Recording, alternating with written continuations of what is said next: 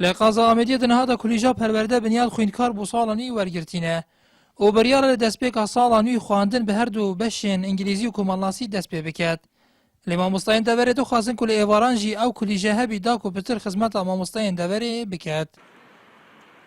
نزیکی پنجی مستهانه که برنامه ماستر و دکترای تاین و هر واسه نزیکی چل مستهانه روزانه لناحیه شلازه و درلوکه و سرسنگ چنه دو که روزانه تخینن و هم دخواست که این اف کلیجه بوم مستانج بده فکرن چونکی اف کلیجه زاخو یا هی و الاکریجی هی و الدهو که جی هی اجا دخواست ما که اف بده فکرن.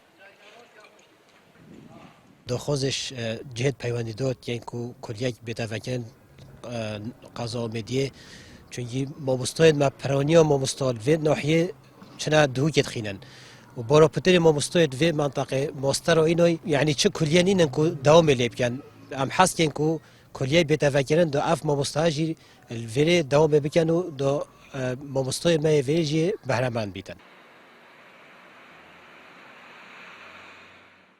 داخازیا وان ماموستا مگهاندین حمید کلیجه کانه کنگی کلیجا ایواران لآمدی دهته فکرن. ما بینگو و کواسایا هی کو ایواریان گلک ماموستا اوت دفر آمیدی چون الکلیجا پرورده بنیاد الدهو که نوکا دوام خود کن پلانا ما یا روز دهاتی کو امشین اوان باشد که ما هین ام ایواریا جیوه که این کده هاری کاریا وان ما مستوى بهتا کرن اوه چند دو که دوامت کن کل آمیدی دوام بکن دا که آسانکاری بو بهتا کرن یه تهات نوچونه و پیتر خزمتا دفره بکن.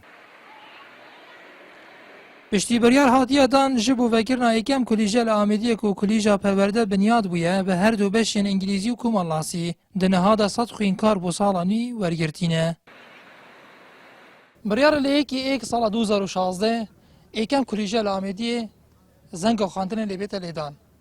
لی آیا ده همان کلیجه دا ده کلیجه بنیاد یا ایواران بو ماوستان هیتا وکرن یا نه؟ اوه دروژن ده هاتی دا ده دیار بیتن. نیات براماری این نارتی قضا آمدیه.